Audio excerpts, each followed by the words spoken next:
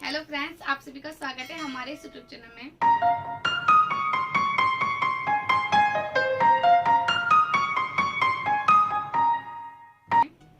तो आइए आज की कहानी शुरू करते हैं। कहानी का नाम है छोटी सी उम्र। क्लासरूम में जैसे ही टीचर आती हैं तो अटेंडेंस लेने लग जाती हैं बच्चों की। तो पहले नाम लेती हैं सुभद्रा, यस मैम।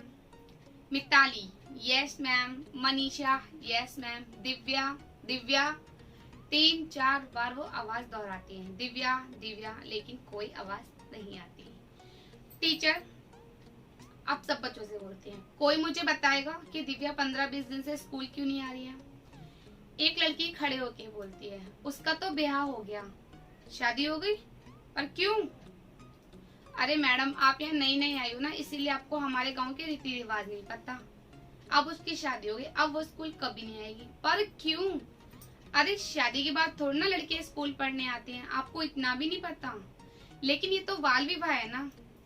पर यहाँ की रीत ऐसी है मैम। इतनी ही बात होती है, तब तक लंच टाइम हो जाता है और सब बच्चे लंच के लिए चले जाते हैं। टीचर भी स्टाफ रूम में बैठी होती है और अपनी एक सहेली सहकर्मी से बात करते हैं, सुशीला से, कि यहाँ पर बाल विवाह होता है क्या? हाँ, तुम्हें नहीं पता, ये यहाँ की रिवाज है इस गांव की। यहाँ लड़कियां 12-13 साल की होती नहीं है कि बस उनके लड़का ढूंढना शुरू कर देते हैं और उनकी शादी कर देते हैं। लेकिन ये तो गलत है ना। बाल विवाह तो कब का बंद हो चुका है, लेकिन यहाँ की ऐसी ही प्रथा है। पर इसे रोका भी तो जा सकता है। इस बार उनकी फ्रेंड बोलती है, तो वो बोलती है, कौन रोकेगा इन्हें? सरपंच की तो चलती है। आखिरकार सरपंच के तो फैसला होता है कि लड़कियां ज्यादा बड़ी ना हो, उनकी शादी वक्त रहते कर दी जाए ताकि कोई ऊंच नीच ना हो, इसीलिए। लेकिन और भी तो बहुत सारे लोग हैं ना जो आवाज उठा सकते हैं। हाँ, कुछ पढ़े लिखे अच्छे लोग, समझदार, अगर आवाज उठाते हैं तो उनका इस गाँव में रहना मुश्किल कर देते हैं गाँव वाले। और अगर कोई नेता इसके खिलाफ बोलना शुरू करते हैं तो उन्हें वोट नहीं देते। बेचारे डर के मारे वो भी बोलना बंद कर देते हैं। अब तो स्थिति ये है कि लड़की 12-13 साल की हुई नहीं कि उसकी शादी कर दो। अच्छा, इतना ही सोचते हुए सुनीता, यानी कि उस टीचर का नाम था सुनीता, वो बाहर आती हैं और वापस अपनी और जो क्लासेस होती हैं वो लेने लग जाती हैं। वो कुछ सोचती हैं और छुट्टी के टाइम पे उन्हें सावरी मिल जाती है, यानी कि दिव्या की फ्रेंड। बोलती है, सावरी तुम मेरा एक काम करोगी? यस मैम, बोलिए आप। तुम मुझे दिव्या के घर ले चलोगी?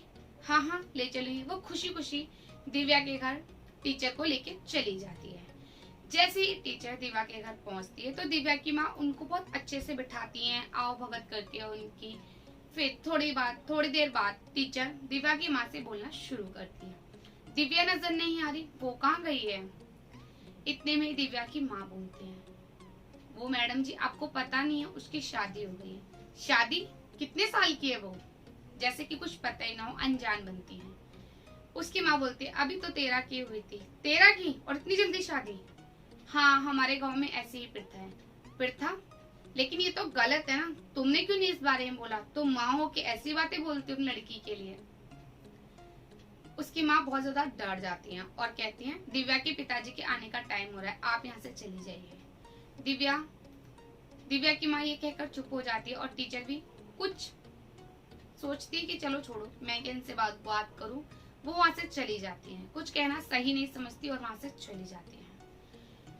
थोड़े ही दिन में ऐसे ही दिन व्यतीत हो रहे होते हैं तो उन्हें बच्चों से ही पता चलता है कि अब सावरी की भी शादी होने वाली है। वो सावरी से बात करती है तो सावरी बहुत ज्यादा रोती है और उन्हें अपनी सारी स्थिति बताती है कि कैसे उसके माँ बाप भी उसकी जबरदस्ती शादी कर रहे हैं, जबकि कि वो पढ़ना चाहती है। अब जो टीचर होती है सुनीता, वो काफी सतर्क हो जाती है इस चीज के लिए और सावरी से कहती है कि तुम टेंशन मत लो, मैं तुम्हारा साथ दूंगी, तुम पढ़ोगी, जितना तुम्हें पढ़ना है तुम उतना पढ़ोगी, तुम्हें कोई भी रोक नहीं सकता आगे बढ़ने से। तो सावरी बताती है उन्हें कि कल लड़के वाले घर आ रहे हैं रिश्ता लेकर। उसकी सुनीता बोलती है कि कोई बात नहीं, आने दो, लेकिन सब कुछ मैं संभाल लूंगी, ये शादी नहीं होगी। फिर जिस दिन शादी होती है उस दिन सुनीता अपने पति अपने पति सुनील से। वो कमिश्नर साहब के एक बेस्ट फ्रेंड होते हैं, तो वो उनसे बात करते हैं इस बारे में पूरी, और वो अपने पति से ही मांग भी करते हैं कि इस शादी को रोक दिया जाए और ये प्रथा को भी रोक दिया जाए। उसके पति कमिश्नर साहब से बात करते हैं, और फिर जिस दिन शादी होती है तो शादी होने से पहले ही, कुछ देर पहले ही, कमिश्नर साहब पूरी टीम के साथ और साथ में दिव्या की टीचर और उनके पति सुनील, ये सभी लोग वहां आते हैं और शादी को रोक देते हैं।